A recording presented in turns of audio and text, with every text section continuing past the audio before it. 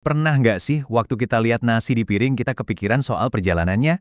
Di balik hamparan sawah yang hijau dan tenang itu, sebenarnya ada sebuah pertempuran yang nggak kelihatan. Yuk kita kenali lebih dekat musuh-musuh yang mengancam salah satu sumber pangan terpenting kita ini. Nah, untuk ngebahas soal pertempuran ini, kita nggak asal ngomong. Kita akan merujuk langsung ke buku saktinya, yaitu Panduan Teknis dari Kementerian Pertanian Indonesia. Isinya lengkap banget soal strategi dari para ahli. Jadi pertanyaannya kan simpel, gimana caranya kita melindungi tanaman sepenting padi dari musuh-musuhnya yang seabrek itu? Ternyata jawabannya jauh lebih dalam dan lebih cerdas daripada sekedar semprot-semprot bahan kimia. Oke, ini dia peta perjalanan kita kali ini. Pertama, kita kenalan dulu sama musuh-musuhnya. Terus, kita bongkar kenapa solusi lama, yaitu pestisida, malah jadi masalah. Baru deh kita masuk ke strategi cerdas yang disebut PHT. Kita bedah prinsip-prinsipnya sampai gimana cara kerjanya di lapangan. Oke, kita mulai dari bagian pertama. Musuh tak terlihat padi. Yuk kita kenalan sama para penjahat yang mengintai sawah kita. Nah, kenalan sama yang pertama, penggerek batang padi kuning. Jangan ketipu sama bentuk nyengatnya yang kelihatan biasa aja.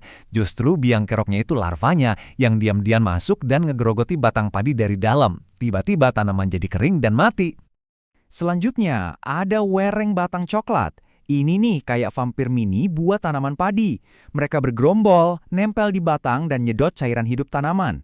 Kalau populasinya udah meledak, mereka bisa bikin sawah kelihatan gosong kayak habis kebakar. Istilahnya hopper burn. Ngeri kan? Dan ancamannya tuh nggak cuma dari yang kecil-kecil loh.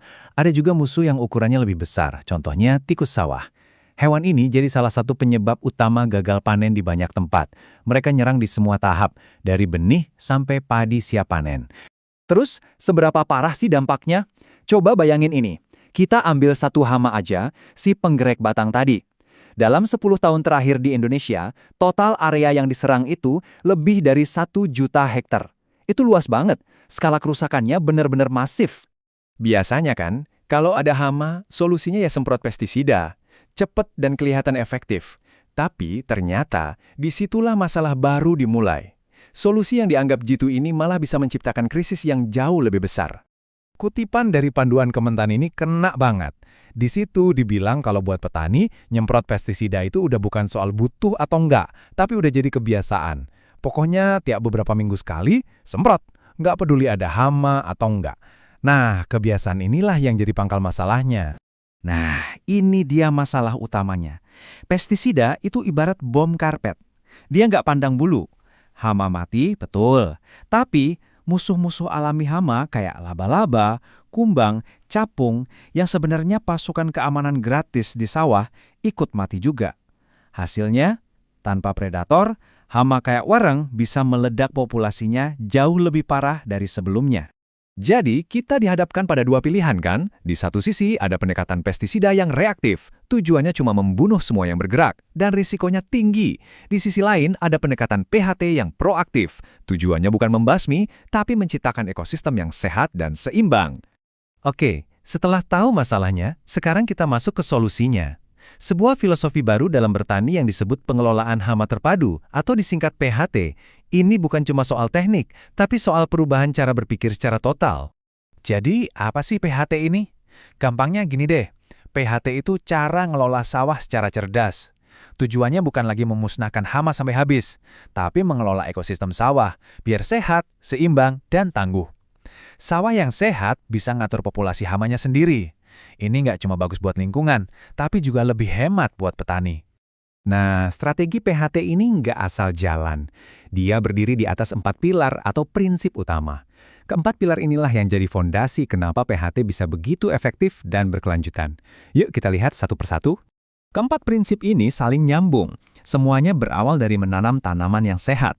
Tanaman yang sehat lebih tahan penyakit. Terus, kita harus jaga musuh-musuh alami hama. Caranya, ya dengan melakukan pengamatan rutin. Dan ujung-ujungnya, semua ini menjadikan petani sebagai ahli di lahannya sendiri. Nah, prinsip kedua ini keren banget. Coba deh pikirin, di sawah itu sebenarnya udah ada bala tentara atau bodyguard gratis yang siap siaga 24 jam.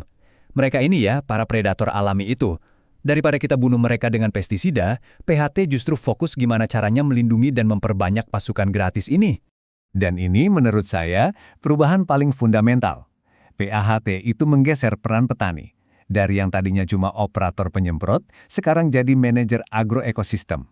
Petani didorong untuk jadi ilmuwan di sawahnya sendiri, mengamati, mencatat data, menganalisis, baru kemudian mengambil keputusan yang bijak. Oke, teorinya keren. Terus gimana praktiknya di lapangan? Nah, semua prinsip tadi itu nggak dijalanin satu-satu, tapi menyatu dalam sebuah siklus cerdas yang berjalan terus-menerus. Diagram ini ngejelasin semuanya dengan pas. Lihat deh alurnya. Petani mengamati kondisi sawahnya secara rutin. Apa yang diamati? Ya jumlah hama, jumlah musuh alami, kondisi tanaman. Lalu data itu dianalisis. Dari situ petani membuat keputusan. Perlu ada tindakan nggak? Kalaupun perlu, tindakannya spesifik dan terukur. Setelah itu, ya kembali lagi mengamati. Siklus ini muter terus. Semua ini akhirnya membawa kita ke satu pertanyaan besar, ya kan? Kalau kita lihat pergeseran dari cara-cara yang membabi buta ke pengelolaan ekosistem yang cermat, jangan-jangan masa depan pertanian kita itu kuncinya bukan ada di dalam botol-botol bahan kimia, tapi ada pada pemahaman kita yang lebih dalam tentang cara kerja alam itu sendiri.